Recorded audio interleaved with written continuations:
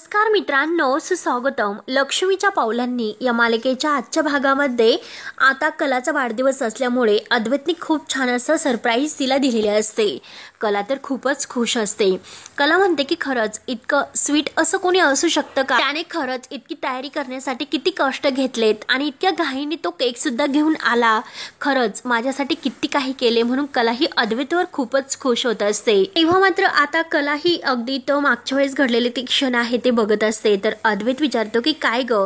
तेव्हा कला आता त्या अद्वैतवर इतकी खुश झालेली असते आणि ती आता जेव्हा तिचा विचार करत असताना बाहेर येते तेव्हा आता म्हणते की चांदेकर, अरे केक तर खूप छान आहे आणि सजावट सुद्धा खूप मस्त आहे आणि हे सगळं तू माझ्यासाठी केलंस का? तर अद्वैत म्हणतो की हो, हे सगळं तुझ्यासाठीच केलेलं आहे, कारण आज तुझा दिवस आहे, मग सगळं काही तुला आवडेल तसं. त्यावर आता कला विचारते की अरे पण तुला कसं माहिती की मला काय आवडतं ते? त्यावर आता अद्वैत म्हणतो की खरे मॅडम, अहो कसं आहे की तुम्हाला ज्या गोष्टी काही आवडत नाही त्याची यादी खूप मोठी आहे आणि ती इथे आहे. म्हणजे अद्वैतच्या डोक्यामध्ये अद्वैतला सगळं काही माहिती आहे आणि काही आता तुमचे नखरे काही कमी आहेत का? तेव्हा आता त्यावर आता कला म्हणते की गप्प बस, पुढे बोल. तेव्हा अद्वैत म्हणतो की लगेच नाक खुपसायची काही गरज नाही. हे बघ, जर मी 5 स्टार हॉटेलमध्ये गेलो असतो तेव्हा मात्र तू काय म्हणाली असते की चांदेकर, अरे इतका खर्च करण्याची काय गरज होती? आणि हे बघ, तुला जर ट्रिपला घेऊन जाण्यासाठी मी 2 दिवस विचार केला असता, 2 दिवस जर तुला बाहेर घेऊन गेलो असतो तर तू काय म्हणाली असते की घरातील काम काही कमी आहे का? आणि लगेच तुझी चिडचिड झाली असती. आणि गर्दीच्या ठिकाणी तुला घेऊन गेलो असतो तर तेथे काय तुला जास्त त्रास होईल आणि त्यात म्हणजे माझं तर वेगळंच आहे. म्हणून मी हा कॅफे बुक केला होता आपल्यासाठी, आय मीन म्हणजे तुझ्यासाठी. आणि हे सगळं डेकोरेशन वगैरे आहे ते सगळं काही स्वतः मी केले होते. आणि भलेही तो केक मात्र थोडासा टणक असेल, किंतु ते केक मात्र प्रेमाने मी माझ्या हाताने बनवला होता. ते ऐकून आता कला इतकी खुश होत असते आणि खुश होत ती आता अद्वैतकडे बघून हसत असते. म्हणजे हे बघ, तुझ्या आवडीचं हे सेलिब्रेशन तर आहे ना? त्यावर आता कला म्हणते की हो, आणि इतकी खुश होऊन ती विचारते की चांदेकर, अरे हे सगळं तू माझ्यासाठी केलेलं आहेस ना? त्यावर तर अद्वैत सुद्धा हसून म्हणते की हो अगं, परत परत काय तेच तेच विचारतेस? तर आता कला म्हणते की अरे चांदेकर, हे तुझ्यासाठी थोडंसं अवघड असेल. तर अद्वैत पुन्हा म्हणतो की अगं, माझ्यासाठी अवघड या जगात काही नाही. कोण आहे मी माहिती आहे ना तुला? त्यावर आता कला म्हणते की हो, अरे एक्झॅक्टली हेच म्हणजे स्वतः सोडून इतर कोणाचा तरी विचार करणं हे खरंच तुला खूप कठीण गेलं असेल. तेव्हा आता अद्वैत म्हणतो की हे बघ, तुझं वाकडं आहे ना, तर तुझ्या मेंदूचं प्रतिबिंब करतात आणि प्रत्येक गोष्टीमध्ये मी इतकं जे काही केलं तर ते सर्व करण्यासाठी मला किती वेळ गेला असेल आणि किती मला म्हणजे प्रयत्न करावे लागले असतील. त्यावर आता कला हसते. कला म्हणते की अरे हेच तुझ्यात जे काही मिसिंग होतं ना, तर हेच. आणि आता मात्र हे सर्व परफेक्ट आहे असे खुश म्हणते. तर अद्वैत तिला विचारतो की कला, अगं तुला हे सर्व नाही ना आवडले? आणि ठीक आहे, चल तुला नाही ना आवडले, मग चल लगेच निघूयात आपण. चल उठ बरं. म्हणून तो आता कलासमोर हात धरतो आणि तिला उठ आणि चल असे म्हणत असतो. तेव्हा कला ही अद्वैतचा हात धरते आणि लगेच म्हणते की चांदोबा, अरे तू कुठे निघालास? अरे थांब ना, बस ना. तेव्हा अद्वैत विचारतो की कशाला?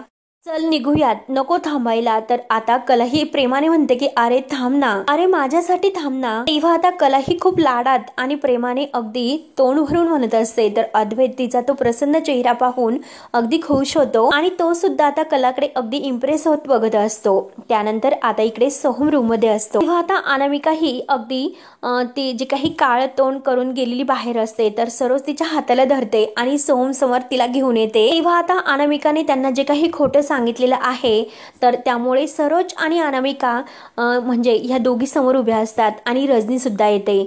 तर सरोज आणि रजनी रागाने सोहमकडे बघत असतात. सोहम बिचाऱ्याची काही चूक नसते, पण अनामिका खोटं वागल्यामुळे आता सोहमला सर्वांचा ओरडा खावा लागतो. सोहम घाबरतच विचारतो की काय झाले? तर रजनी लगेच म्हणते की हे सर्व आम्ही तुला विचारतो. त्यावर आता सोहम म्हणतो की हे बघ आई आणि काकू, मी काही केलेले नाही. परंतु रजनी त्याच्यावरच ओरडते आणि त्याला गप्प राहायला सांगते. आणि हे बघ सोहम, तुझ्या अशा वागण्याचा खरंच मला आता कंटाळा आलेला आहे. सोहम तू कसा वागतोस? एक तुझी आई म्हणून मी कुठे कमी पडायला लागले की काय, याचं मला आता टेन्शन आलेलं आहे. हे माझ्याच नशिबाचे भोग आहेत आणि तू असं काही वागशील, खरंच मला असं स्वप्नात सुद्धा वाटले नसेल. तेव्हा आता सोहम म्हणतो की आई, अगं माझं ऐकून तर घे. परंतु आता सरोज लगेच पुढे येते. सरोज म्हणते की हे बघ, अरे सोहम तू तर खूप मॅच्युअर आहे असं मला वाटलं होते आणि स्वतःला तू असे म्हणून सुद्धा घेतो. मग हे सर्व तुमचं काय सुरू आहे? आणि प्रत्येक स्त्रीमध्ये काहीतरी सहन करण्याची शक्ती ही नैसर्गिकरित्या असते. आपल्या नवऱ्यासाठी आणि कुटुंबासाठी ती सर्व काही सहन करू शकते, परंतु आपल्या नवऱ्याच्या मनात दुसरी स्त्री आहे मात्र ती कधीही स्वीकारू शकत नाही. मग सांग ना, तू का त्रास देतो अनामिकाला? का तिच्या सतत पुढे मागे करत असतो आणि तिला जे काही वाईट आहे तर तिच्या समोर का बोलत असतो? दुसऱ्या मुलीबद्दल तू म्हणजे कौतुक करतो तिच्या समोर आणि तिचं अगदी तिला वाईट ठरवतो, का असं वागतो? तेव्हा आता बिचारा सोहम तर खूप रडत असतो, कारण त्याची काही चूक नसताना त्याला हे सर्व ऐकून घ्यावी लागते. आणि हे बघ, पुढे जर अनामिका अशी वागली, अनामिकाने एखाद्याचं नाव घेतलं आणि तुला हिनवलं तर ते तुला चालणार आहेस का? जर तू म्हणजे तुझी तुलना तिने त्याच्याशी केली तर मग मात्र तुला काय वाटेल? तिने जर असं म्हणायला सुरुवात केली तर मात्र तुला ते सहन होणार नाही, ही गोष्ट लक्षात घे. साधं तिने तुझ्या गोष्टींचं कौतुक केले नाही तर तू इतकं तिच्यावर चिडतोस, आणि जर एखाद्या दुसऱ्या पुरुषाचं नाव तिने घ्यायला सुरुवात केली तर मात्र तुझं काय होईल? त्यानंतर मात्र आता इकडे कला ही अद्वैतचा हात धरते, तर अद्वैत लगेच म्हणतो की ठीक आहे, तू म्हणतेस म्हणून मी बसतो. तर आता कला लगेच खुश होते. आता कला म्हणते की चांदेकर, अरे मी तुला एक गोष्ट खरी सांगू का? हे सगळं काही माझ्यामुळे झालेले आहे. त्यावर आता अद्वैत विचारतो की तुझ्यामुळे? तर कला म्हणते की हो, माझ्यामुळे. माझ्या नशिबामध्ये इतका क्यूट आणि सुंदर नवरा आहे तर मी तर काय करणार मग? परंतु राग मात्र कसा आहे की अगदी नाकावर मुक्कामाला. मग मी तरी काय करणार? म्हणून कला लगेच उठते आणि अद्वैतचं नाक धरून ओढते. आणि तेवढ्यात तेथे आता ते हॉटेलचे काका येतात आणि ते कॅफेवाले काका म्हणतात की सॉरी, आमचं काही सामान आलेले आहे, जरा थोडंसं वेळ. तेव्हा आता लगेच अद्वैत म्हणतो की हे बघा काका, तुम्हाला काही मदत हवी आहे का? तर काका म्हणतात की नाही, नको, थँक्यू. असे बोलून काका हे सामान आणण्यासाठी जरा बाहेर जातात. अद्वैत आपल्या नाकाला धरून आता कलाकडे बघत असतो. तेव्हा आता ते काका आहे तर ते त्यांचं सामान घेत असतात आणि त्यांचे जे काही वाईफ आहे तर ते सामान घेण्यासाठी आता काकांना मदत करत असते आणि काही टिप्पणी सुद्धा करत असते. तेव्हा कला आणि अद्वैत सारखे ते दोघांकडे बघत असतात. तेव्हा आता अद्वैत ते बघून म्हणतो की वाव, खरंच याला म्हणतात टीमवर्क. तेव्हा कला म्हणते की काय टीम वर्क म्हणजे कसं की सगळे आपल्याला म्हणतात तसे का? तेव्हा आता त्या काकांच्या वाईफ असतात तर त्या म्हणतात की हो, नवरा बायकोने जर एकमेकांना साथ दिली तर त्यांचं छान असं काम पूर्ण होत असते आणि छान अशी टीम सुद्धा तयार होते. तेव्हा आता कला म्हणते की हो, खरं आहे. तर त्या काकांच्या वाईफ म्हणतात की हो, तुमचं सुद्धा आता हे टीम वर्क एकदम अगदी परफेक्ट आणि सगळ्यांनी तुमचं कौतुक सुद्धा केलेलं असेल. तेव्हा आता कला म्हणते की हो, तर अद्वैत म्हणतो की थँक्यू काकी. तेव्हा काका म्हणतात की चला आता तुमचं कंटिन्यू करा, आम्ही जास्त तुम्हाला डिस्टर्ब नाही करत. म्हणून ते काका आणि काकी सामान घेऊन आत जातात. तेव्हा आता अद्वैत आणि कला हे खायला घेतात, परंतु आता खाता खाता जो काही टॅमॅटो सॉस आहे तर तो अद्वैतच्या नाकाला लागलेला असतो. कलाला खूप हसू येते. कला म्हणते की अरे खरंच तू एका जोकर सारखा दिसतो. अद्वैत म्हणतो की अगं पण तुला हसायला काय झाले ते तर सांगशील का? तेव्हा कला ही हसतच असते. त्यानंतर आता इकडे सरोज सोहमला विचारत तू कायम असंच वागत राहणार आहेस का? तर रजनी विचारते की अरे मला एक गोष्ट सांग, तू ह्या सगळ्यातून कधी बाहेर पडणार आहे? वेळ, तारीख, नक्की दिवस काय ते नक्की सगळं काही सांग. आता रजनी खूप चिडलेली असते, डोळ्यामध्ये पाणी असते आणि रागाने हे प्रश्न ती सोहमला विचारते. रजनी म्हणते की अरे तू नक्की सांग की माझ्या मनाला शांतता कधी मिळेल? सोहम बिचारा आता रडत असतो. माझ्या एकुलत्या एका मुलाच्या संसाराची ही अशी वार्ता मी ऐकून घ्यायची आहे का? त्याची वार्ता सगळीकडे अशी पसरलेली आहे. आणि हे बघ, लग्न करून जेव्हा आपल्या बायकोला घरी घेऊन येतो तेव्हा आपण तिचा विश्वास जिंकायचा असतो.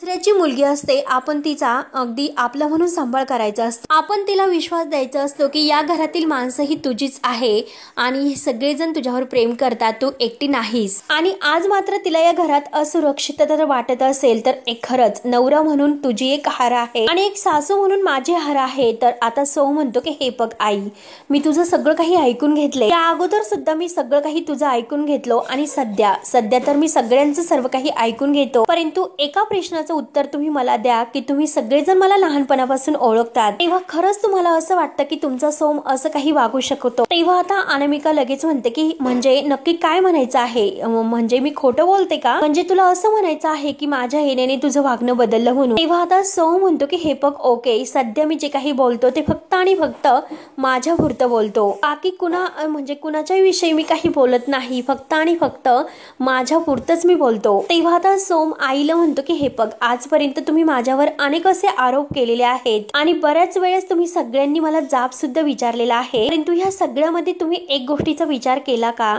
या सगळ्यामध्ये माझ्या पाठीशी तर कोणीही नाही. मी एकटा आहे की जी आई होती नेहमी मला समजून घ्यायची, माझ्या पाठीशी खंबीरपणे उभी असायची, सुद्धा आई माझ्या आज पाठीशी नाही, ती तर माझ्या विरोधात उभी आहे. हे सगळं का होतं हे सगळं तुम्ही मला विचारतात. मग तुम्ही स्वतःला हा प्रश्न विचारा, तुमचा सोहम खरंच असं काही वागू शकतो का? त्यामुळे एकदा फक्त विचार करा. त्यानंतर आता इकडे कलाही उठते, कारण कला अगोदर हसलेली असते. आता अद्वैतच्या नाकाला जे काही टॅमॅटो सॉस लागलेले आहे तर ते पुसण्यासाठी ती अगदी अद्वैतच्या जवळ येते. दोन्ही हाताने ती अद्वैतचा चेहरा धरते आणि अलगद बोटाने ती ओठाला लागलेलं आणि नाकाला लागलेलं पुसत असते.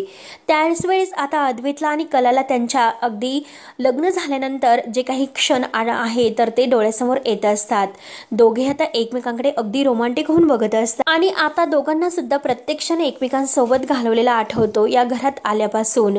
तेव्हा आता कलाही लाजते आणि लगेच मागे होते आणि लाजतच ती बाजूला जायला निघते, परंतु अद्वैत लगेच आता तिचा हात धरतो आणि तिला लगेच आता आपल्या जवळ ओढतो. तेव्हा कलाही अद्वैतच्या मिठीत येते आणि तेव्हा मात्र आता अद्वैतने जी काही तिची काळजी घेतलेली आहे प्रत्येक क्षण आता त्या दोघांना आठवतो आणि आपल्या कपाळाचा टिळा जेव्हा तिने अद्वैतला लावलेला असतो ते सुद्धा क्षण डोळ्यासमोर येतात. दोघेही आता एकमेकांकडे बघत असतात आणि कला सुद्धा आता खूप खुश असते आणि अद्वैत सुद्धा रोमांटिक होऊन ते एकमेकांकडे बघत असतात आणि एकमेकांमध्ये पूर्णपणे हरून जातात. तेव्हा आतापर्यंत एकमेकांकडे बघत बघत दोघांनाही एकमेकांच्या प्रेमाचे क्षण आठवत असतात. सगळे अगदा घालवलेले क्षण डोळ्यासमोर येतात. तेव्हा कला ही अद्वैतकडे बघत असते. अद्वैत तिला विचारतो की काय ग कला, तू खुश तर आहेस ना? तेव्हा आता कलाला जे काही डिव्होर्स पेपर आहे तर ते डिव्होर्स पेपरच्या त्या क्षणाची आठवण होते, कारण अद्वैत चिडून तेव्हा म्हटलेला असतो की उलट मी आता खूप उशीर केला डिव्होर्स पेपरवर सह्या करण्यासाठी. ते आता कलाच्या अगदी आठवणीत येते. कलाचा चेहरा लगेच पडतो. तेव्हा आता कला लगेच उठते आणि तिचा तो पडलेला चेहरा बघून अद्वैत लगेच विचारतो की काय झालं कला, अगं तू खुश तर आहेस ना? तर कला आता थोडीशी नाराज असते. कला म्हणते की चांदेकर हे बघ, मी आता खुश आहे किंवा खुश नाही आणि आता मी कितीही खुश असले तरी सुद्धा तर भूतकाळात ज्या गोष्टी घडलेल्या आहेत त्या बदलत नाहीत आणि जर एखाद्याने चूक केली असेल तर त्याने दुसऱ्याला सॉरी म्हणणं हे अपेक्षित आहे. तेव्हा आता अद्वैत कलाकडे बघत असतो. आपल्या दोघांमध्ये कोणीच एकमेकांना सॉरी म्हणत नाही, कारण आपल्यामध्ये एकमेकांना इतका ॲटिट्यूड आहे, इतका माज आहे. आता कला जी काही बडबड करत आहे ते ऐकून अद्वैत तिला म्हणतो की खरे अगं काय काय हे काही कसं बडबडतेस, म्हणजे मला हेच समजत नाही की नक्की तुला काय म्हणायचं आहे. तेव्हा आता कला म्हणते की अरे तुला समजत नाही हा तुझा प्रॉब्लेम आहे, परंतु हे बघ मी काही बडबड करत नाही. तेव्हा आता अद्वैत म्हणतो की हे बघ अगं नक्की तू काय म्हणते ते मला नाही कळत, नक्की तुला काय म्हणायचं आहे मला तेच कळेनासे झालेले आहे. अगं जे काही तुला बोलायचं आहे ते क्लिअरली सांग, तू असं कोड्यामध्ये बोलू नकोस. त्यावर आता कला म्हणते अरे कोडी घालू नको म्हणजे मी अरे कोडी नाही घालत, अरे तू आता हे जे काही आहे बोलणं ते बंद कर, दरवेळेस मी तुझं असं काही ऐकून घेणार नाही. तेव्हा आता अद्वैत म्हणतो की हे बघ तुम्हाला नीट असं जे काही आहे ते एक्सप्लेन कर. मला म्हणते की डिव्होर्स पेपर तर तूच घेऊन आला होतास ना, आणि का तुला जर आपलं नातं तोडून टाकायचं होतं तर ही एवढी सगळी नाटकं तू का करतोस, आणि तुला ह्या सगळ्याचा कंटाळा आलेला आहे ना, तुला हे नातं तोडून टाकायचं आहे ना, मग हे सगळं तोडून टाक आणि एक घाव दोन तुकडे करून टाक. आता अद्वैत म्हणतो की अगं थांब. तर कला म्हणते की का? तर अद्वैत म्हणतो की अगं तुझं गिफ्ट अजून बाकी आहे. तर कला म्हणते की चांदेकर अरे विषय काय आहे आणि तू हे काय बोलतोस, आणि हे बघ तू कोणत्याही अशा गोष्टी आहेत तर त्या गोष्टींकडे गांभीर्याने बघतच नाही. तेव्हा आता लगेच अद्वैत म्हणतो की अगं खरे. तर कला म्हणते की हे बघ सँडविच वगैरे आहे ना ते मी काही खाणार नाही आणि तुम्हाला आग्रह सुद्धा करू नकोस. तर आता अद्वैत म्हणतो की हे बघ तुझी भूक लागलेली आहे ना त्यामुळे चिडचिड होत असेल, जरा तू थोडंसं थांब. आणि तेव्हा आता अद्वैतने कलासाठी जे काही गिफ्ट्स आणलेले आहे तर ते गुलाबाच्या पाकळ्यांखाली तेथे ठेवलेले असते. अद्वैत लगेच आता ते गिफ्ट काढतो. तेव्हा आता जे काही डिव्होर्स पेपर आहे तर ते बाहेर काढतो आणि ते डिव्होर्स पेपर तो कलाच्या हातात देतो. कला तर आता डिव्होर्स पेपरचे ते पेपर बघून इतकी चिडते आणि लगेच तटकन उठते आणि म्हणते की डिव्होर्स पेपर आता खरं काय आहे ते मला कळलेलं आहे. तेव्हा आता अद्वैत म्हणतो की अगं ऐकून तर घे, परंतु कला काही ऐकायला तयार नसते. कला म्हणते की अरे आज माझा वाढदिवस आहे आणि तुम्हाला डिव्होर्स पेपर देतोय. त्यावर आता अद्वैत म्हणतो की अगं नाही, अगं माझं ऐकून तर घे, परंतु कला ऐकायला तयार नसते. कला म्हणते की नाही आता मला कळत आहे की तुला माझा वाढदिवस नाही पण डिव्होर्स पेपर साजरा करायचा आहे, म्हणून तू मला हे डिव्होर्स पेपर दिले आणि हे सर्व केलेस तू. तुला डिव्होर्स साजरा करायचा होता ना. खरंच चांदेकर, अरे काय प्लॅनिंग केलंस तू, मस्त भारी परफेक्ट.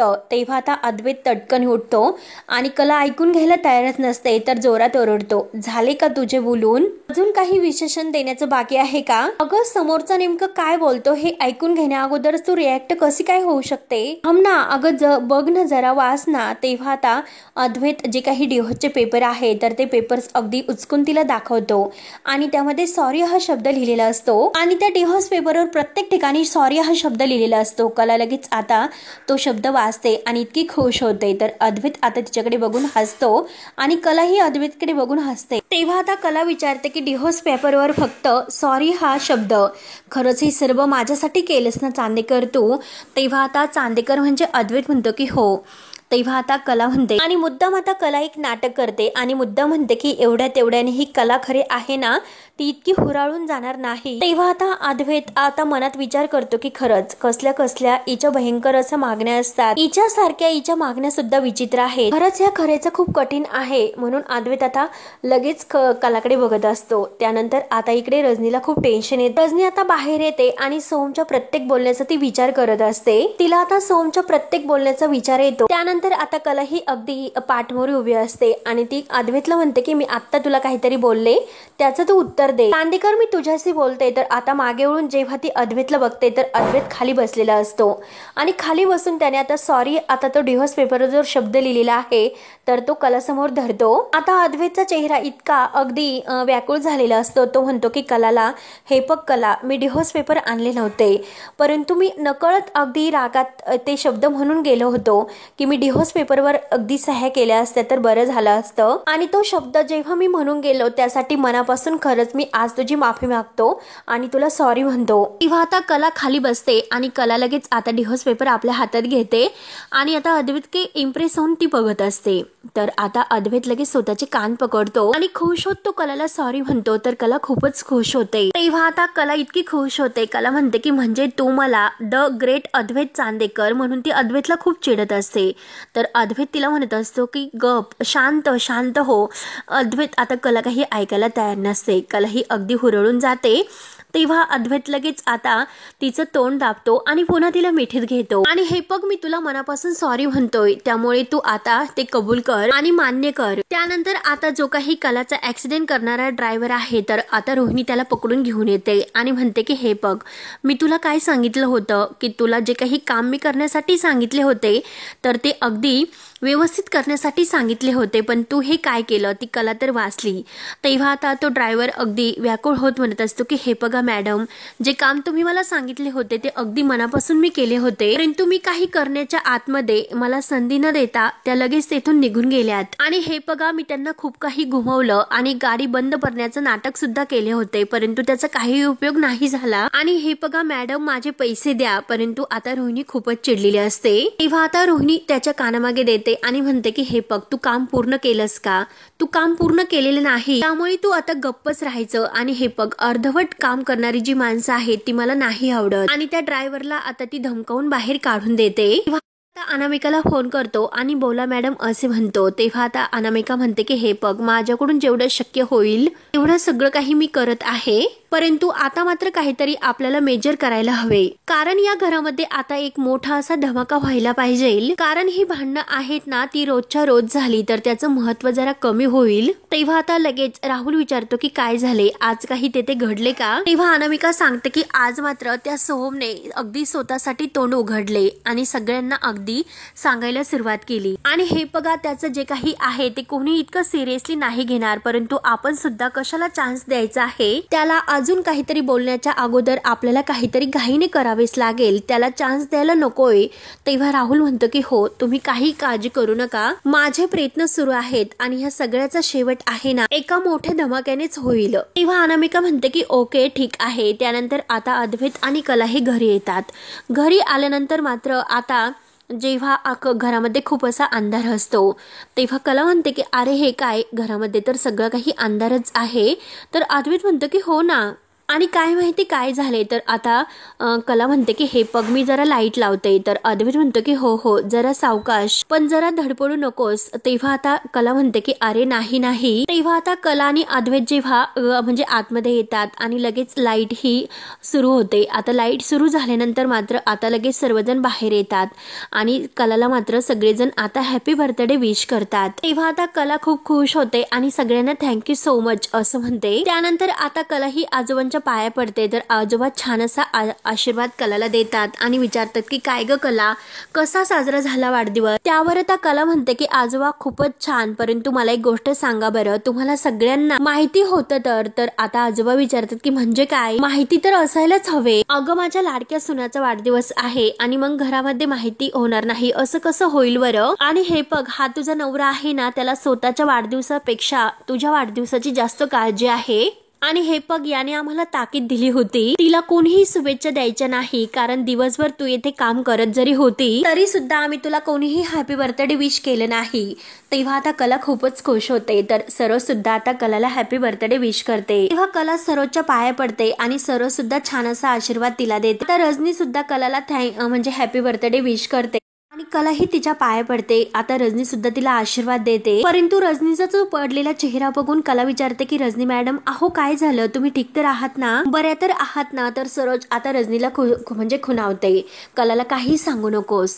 तेव्हा मात्र आता रजनी थोडीशी हसते आणि हो हो असं कलाला म्हणते. तेव्हा मात्र आता सरोज ही कलाला बसायला सांगते आणि अनामिकाला औक्षणाचं ताट घेऊन यायला सांगते. अनामिका औक्षणाचं ताट आणून देते, तर सरोज आपल्या हाताने मात्र आता कलाचं औक्षण करते. सगळेजण खुश होऊन बघत असतात, परंतु रोहिणीचा तर खूपच जळफळाट होत असतो. अद्वैत तर खूपच खुश असतो आणि कला सुद्धा. रजनी आणि सरोज मात्र कलाला मस्त असं ओवळतात. त्यानंतर आता सरोज ही कलाला पेढा सुद्धा भरवते आणि खुश होत कलाला हॅपी बर्थडे विश करते. तेव्हा कला खुश होऊन त्यांच्यासमोर हात जोडते आणि खूपच खुश होते. तर मित्रांनो हा भाग येथे संपतो. पुढील भागामध्ये आता अद्वैत सुद्धा अगदी आपल्या कलाचं अगदी प्रेमाने औक्षण करतो. खूप खुश होते आणि अद्वैत सुद्धा खुश होऊन तिचं अगदी औक्षण करत असतो. तेव्हा हे रोहिणीला काही देखवत नाही. रोहिणी म्हणते की कला आणि अद्वैत तुम्ही जरा जास्तच खुश आहात, लवकरच मी तुमचा आनंद हिरावून घेईन, त्याशिवाय मी काही गप्प बसणार नाही. त्यानंतर कला आणि अद्वैत रूम मध्ये येतात, तर कला ही अद्वैतचा हात धरते आणि विचारते की भीतीपोटी तू सॉरी म्हटला नाही ना, आणि हे पग तू जर मला सॉरी म्हटला नाही तर मी तुझ्याशी बोलणार नाही, मी कायमच तुझ्याशी आबोला धरेल म्हणून का. तेव्हा आता अद्वैत मनातल्या मनात खूप घाबरतो आणि स्वतःलाच म्हणतो की बापरे खरेच बोलणं न ऐकता मी कसं काही राहू शकतो, तिच्याशी तर मला बोलल्याशिवाय होत नाही. तेव्हा मित्रांनो आता पुढे काय होईल हे बघण्यासाठी आपल्या चॅनलला नक्की सबस्क्राईब करत राहा. धन्यवाद.